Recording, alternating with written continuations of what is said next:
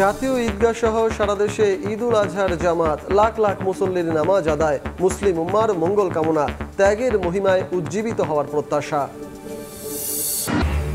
ঈদ আনন্দ ম্লান, উজানের ঢলে ভাসছে সুনামগঞ্জের দোয়ারা বাজারের 5 গ্রামের মানুষ। জীবন বাঁচাতে ঠাঁই হয়েছে উঁচু সড়কে, দ্রুত বেড়িবাঁধ সংস্কারের দাবি।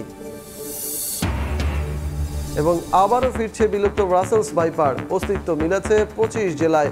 চলতি বছর 10 জনের মৃত্যু। খাদ্য শৃঙ্খল নষ্ট হওয়ায় প্রাদুর্ভাব, কৃষকদের গামবুট পরার পরামর্শ।